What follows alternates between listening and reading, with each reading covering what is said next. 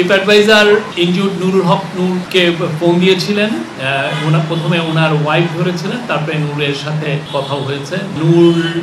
উনি তার সমবেদনা জানিয়েছেন। উনি নূর এবং নূরের সহকর্মী যারা আহত হয়েছেন তাদের প্রতি সমবেদনা জানিয়েছেন। উনি যারা গতকাল আহত হয়েছেন প্রত্যেকের বেস্ট পসিবল চিকিৎসার অ্যাসুরেন্স দিয়েছেন। বলেছেন যে এটার জন্য নূরের জন্য অলরেডি আপনারা দেখেছেন যে একটা মেডিকেল বোর্ড গঠন করা হয়েছে এবং অন্যান্য যারা ইনজুর্ড হয়েছেন সবাইকে যেন বাংলাদেশের সর্বোচ্চ সবচেয়ে ভালো চিকিৎসা পান সেটা এনশিওর করার উনি বলেছেন।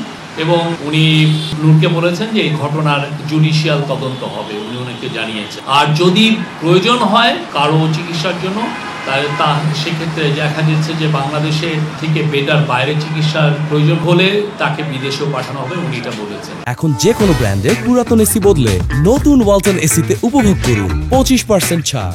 কালকের যে ঘটনা ঘটলো আপনারা জানেন, গণ অধিকার পরিষদের প্রেসিডেন্ট নুরুল হক নূরের উপরে ন্যাক্কারজনক একটা অ্যাটাক হয়। উনি অসুস্থ, ওনাকে খুব ঢাকা মেডিকেলে ওনাকে চিকিৎসা হচ্ছেন। তারপরে ওনাদের যে গণ অধিকার পরিষদের ছাত্র পরিষদের নেতা নাজমুল হাসানের উপরও উনিও অনেক ক্রিটিক্যালি ইনজুর্ড হন এবং আমরা দেখেছি রাশেদ খানও ইনজুর্ড হয়েছেন। বেশ কিছু ওনারা বলছেন যে 50 জনের মতো ইনজুর্ড হয়েছেন। তো এই ঘটনার উপরে একটি জুডিশিয়াল তদন্তের সিদ্ধান্ত হয়েছে এবং এই তদন্ত ইম্পার্শিয়াল জুডিশিয়াল তদন্তটা করবেন হচ্ছে একজন হাইকোর্টের জাস্টিসের নেতৃত্বে এই তদন্ত হবে। এটার টার্মস অফ রেফারেন্স এবং এটা আরো কোনো মেম্বার থাকবে কিনা এটা পরবর্তীতে আপনাদেরকে জানিয়ে দেওয়া হবে।